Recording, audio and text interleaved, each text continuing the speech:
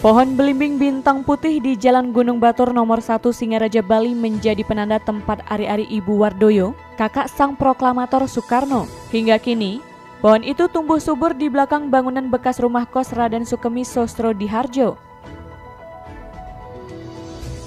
Demikianlah suasana saat Komang Sumartana, pewaris rumah tempat kos Ayahanda Soekarno, menjelaskan keberadaan bangunan yang konon digunakan oleh Raden Sukemi Sostrodihardjo sebagai rumah tinggal ketika mengajar di SD nomor 1 Singaraja. Kepada reporter Guntur Media, Komang Sumartana Jumat 12 Juni 2020 menunjukkan ruangan bekas kos Raden Sukemi. Diceritakan sebuah pohon belimbing bintang putih tumbuh subur di sisi timur bangunan bersejarah itu. Belimbing putih yang mulai kini langka menjadi penanda ari-ari Raden Sukarmini, kakak kandung dari Bung Karno. Konon kakaknya Bung Karno yaitu Bibu Wardoyo lahir di sini. Jadi ada penanda ari-arinya ditanam di sini adalah pohon belimbing putih yang ada di belakang kami ini. Nah, jadi keluarganya. Informasi dari tetua keluarga menurut Sumartana yang juga Kaling Paketan, bahwa bangunan yang berada di Jalan Gunung Batur lingkungan Banjar Paketan, Kelurahan Paket Agung ini merupakan tempat kos Raden Sukemi semasa menjadi guru di sekolah rakyat. Konon, dari rumah inilah benih cinta Raden Sukemi dengan Nyoman Rais Rimben mulai tumbuh. Di Beleleng itu ada yang namanya Sekolah SD 1 Paket Agung, itu berdiri tahun 1875. Nah, karena itu sekolah kolonial Belanda, jadi Belanda mendatangkan guru dari Jawa, salah satunya adalah ayahanda dari Bung Karno yaitu Raden Sukemi.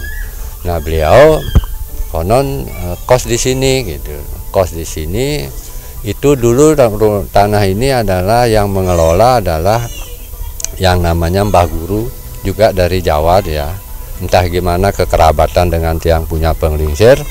Jadi dia disuruh mengelola, banyak orang Madura di sini gitu. Nah, itu salah satunya adalah Raden Sukemi di sini. Lebih lanjut, Komang Sumartana menjelaskan, melihat kondisi bangunan yang mulai keropos, pihak keluarga melakukan rehabilitasi tanpa mengabaikan bentuk aslinya. Nah, kalau terkait dengan bangunannya yang asli itu kami sebenarnya berusaha mempertahankan apa adanya yang memang kami lihat dan dapatkan. Tapi karena kondisi rumah bangunan yang sudah tidak memungkinkan kami pertahankan, yaitu akhirnya kami rehab dengan tidak mengurangi bentuk gitu. Tapi secara gini kami masih tergambar gitu rumah yang terdahulu itu seperti apa gitu.